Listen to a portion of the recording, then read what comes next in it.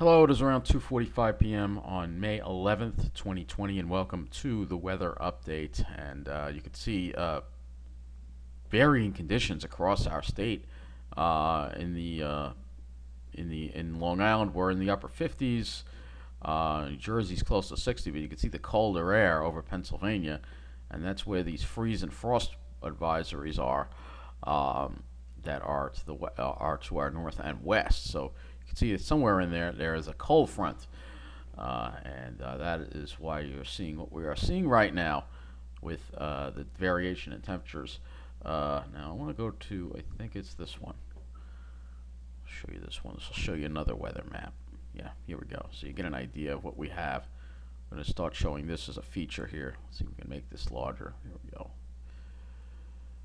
Start using this. This is our forecast chart. So hopefully I can make it larger. Let's see. Oh, it just lets me. All right. Well, this is our forecast chart. You can see there's the cold front right there. There's another low over there. Like I said, we're going to start using this to show you like a more traditional weather map. I'll try to remember to use this so you have an idea of what's going on. So we have this low here, and we have this like trough that's over our area, and then a cold front to the north and the west. So if we look at the radar, you'll see, unfortunately, we have some showers around as a result of this, and some of them look pretty heavy. There's one that's got some heavy rain there over the middle of looks like it's over Deer Park. There's some more off the South Shore, and then there's some more over here in New Jersey and in eastern Pennsylvania. So there'll be a decent chance for shower this afternoon, but I'm hoping maybe things will wrap up a little bit by the evening, so we can go out. Otherwise, I'm stuck home, and I hate that. Let's look at the satellite imagery, and you'll see here. Here is that system again, and you can see here in the center here. There's some breaks of sun. We actually just had a break of sun, but that's helping to fuel some instability as well. That's creating these showers and thunderstorms because there was a little bit of lightning with some of this. Not a whole lot. You can see there's been a few lightning strikes. Not a whole lot, but you might hear a sporadic rumble of thunder. In this, it looked like it's recording 2 strikes in that cell in Deer Park. So you might see, see a sporadic a flash of lightning or hear some thunder. It won't be an impressive storm by any means, but there is a chance that could happen. Let's go and take a look at our computer. Let's take a look at our observations actually before we. Let me look at some observations here. So 56 is being reported at Central Park, and at Farmingdale 59. West wind at 8. Have not reported any rain. Depends on where. You can see they were reporting clear skies for a little bit, and then it clouded back up again. Looks like it did get up to 62 over there in Farmingdale. We're going to go probably further out east where it's a little cooler. 57. See, they're reporting a few clouds there at Gabreski Airport. And I'm just curious how hot it is in Toms River because I'm sure it's a lot warmer there. So let's see what it is there. They're reporting 60 degrees, so no surprise. They have a west wind, though, at 14, gusting to 23, so that's a sign of the change in the weather that we will be experiencing. So if we take a look into Pennsylvania, where it's a lot colder, where these freeze advisories are. This is not. Let's go upstate New York. Let's go over here. So you see it's a lot colder here. So Akron, this is Ohio actually, is reporting 40 degrees. So it's a lot cold. We have colder air moving in. So we have a cold front that is coming. So looking at the surface, you will see here that, look at the GFS here, our eastern U.S. view. You will see here's that low. That moves out of here, hopefully by, this is the 12Z GFS, and hopefully it'll wrap up, hopefully, toward this evening, and then it's gone. Tomorrow's dry. You have the sun out. Wednesday we also have a dry day. Thursday we're also dry, and then we get on the return side of that high, so that means it'll get warmer. And then looks like Friday we might be dry too. Not until Friday night do we have the next chance of rain, with the cold front, and then the weekend looks dry, and then the GFS has been consistently developing this possible tropical system here in May. And like I said, this has been happening more often lately because of climate change. So as we go into the weekend looks dry, but then look at this low. It kind of just sits here for a little bit and then moves back away again. So that's kind of interesting. But the good news is it's drier and we're not dealing with lots of rain. We have a couple of rainy days here and there, but not like what we've been dealing with. So that is the good news. We'll have to keep our eye on this tropical system, obviously. I'm curious if any of the other models have this. Let me go look at the Canadian and see if that's the only other one that goes that far out. Oh, it has it all right, too. It has it. Oh, actually, no. See, now the Canadian is developing it in a completely different spot. It's developing it in the Gulf and then bringing it inland and then bringing it up the coast. And then the Canadian gives us a wet weekend. Well, I hope the Canadian isn't right, because if the Canadian's right, we'll be dealing with rain on Friday, Saturday, Sunday. Hopefully that Canadian is wrong.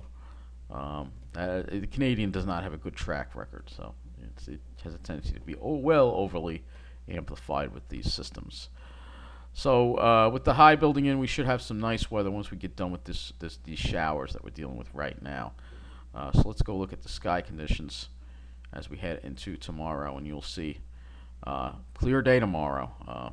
And for Wednesday, well, maybe we'll have some clouds in the morning, maybe probably overnight, and then clear again for Wednesday. On Thursday, we'll be dealing with more high clouds, but it'll be dry. Friday, more high clouds. And then Saturday and then Sunday, we'll be dealing with more clouds. And then there's that system again, you see. I won't have too many clear days. We'll probably have a lot of cirrus around when we get into that warmer airflow because the temperatures are going to go up. So tomorrow will be your last really significantly cool day. Temperatures in the mid-50s. And then as we go into Wednesday, we start warming up. No, it was still in the mid-50s actually, maybe closer to 60 in New Jersey. And then Thursday, we start seeing those temperatures come up.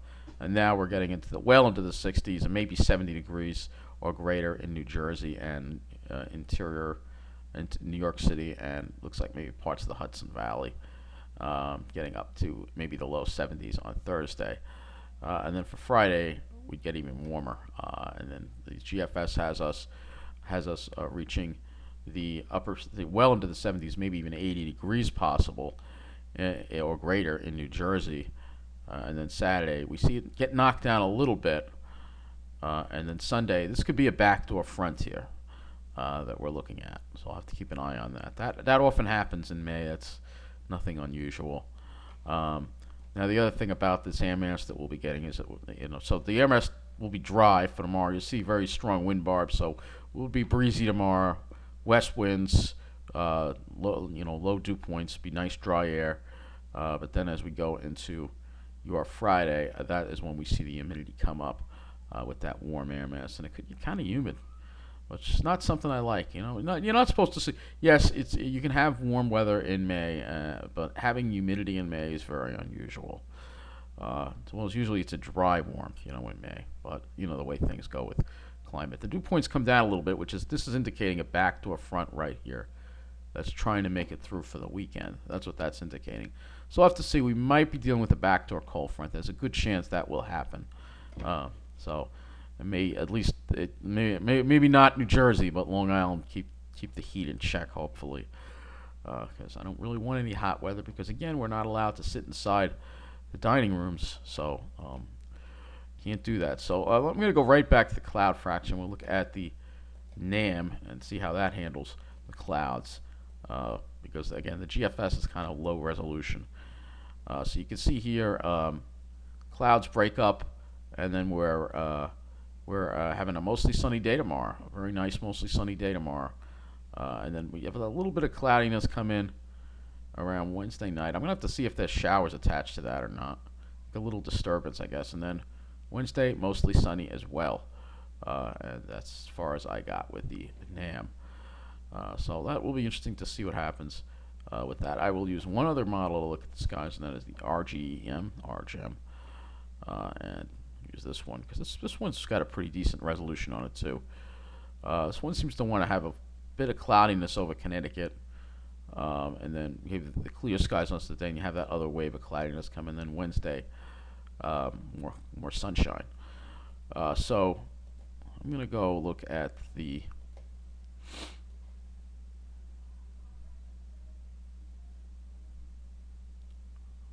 I'll look at something here for a minute.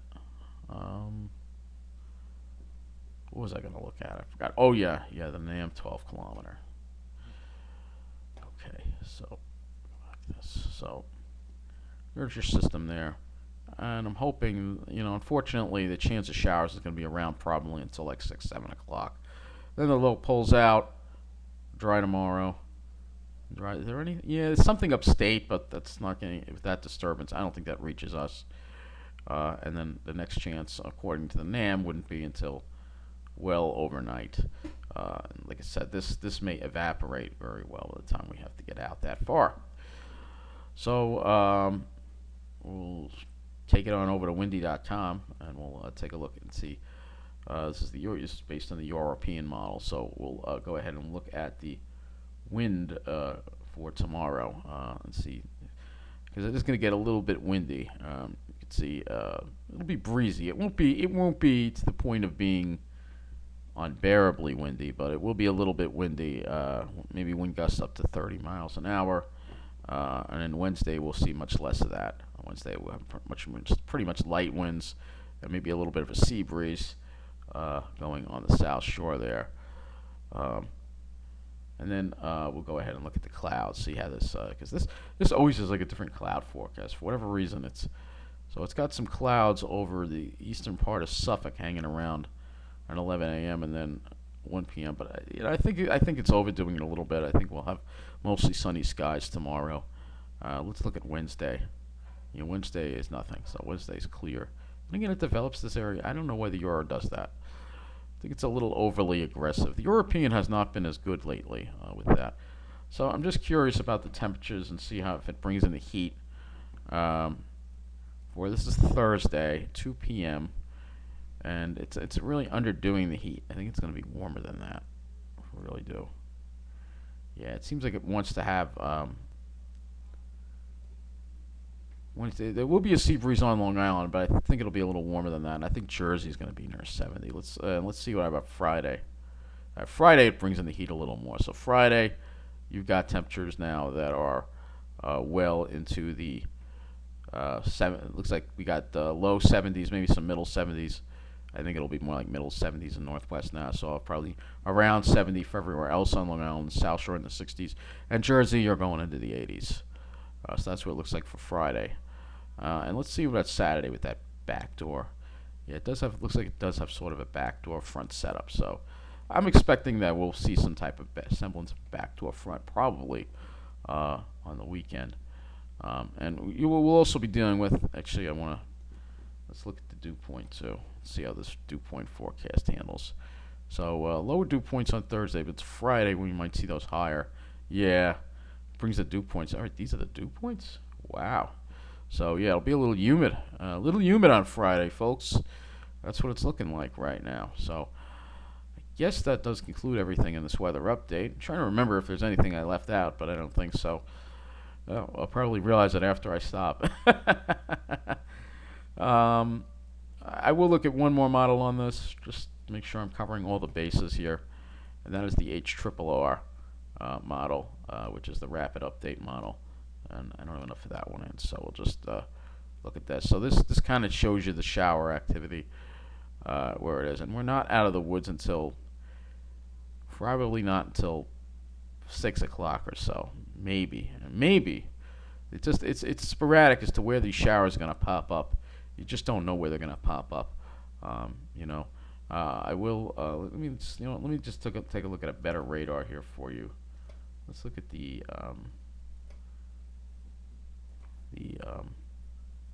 one more look at this radar here.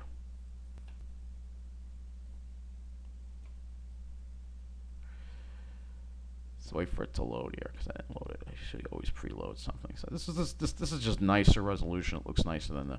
Oh, look at this! Some little areas of snow up, little pockets of snow, perhaps in the mountains, well upstate and in the mountains of Pennsylvania too. Anyway, this is the radar. So you can see we have to get through this whole area here of showers, and then there's another area of instability back here. I don't think this part reaches us. We're going to have to contend with this part here in the warm air until we get that cold front through. So like I said, there could be a shower or maybe even a thunderstorm at any time. This is a more higher resolution look at the radar here. So you can see here where these showers are. Like I said, it's hit or miss. You might stay dry, you may not. But when you have to go outside and you can't eat inside, that's may just be too much of a chance of showers to deal with, unfortunately. So that's going to be it. Thank you for watching this weather update. Good news is we won't be dealing with the rain for a while after this. And good riddance, because we've all had enough. Take care, everybody.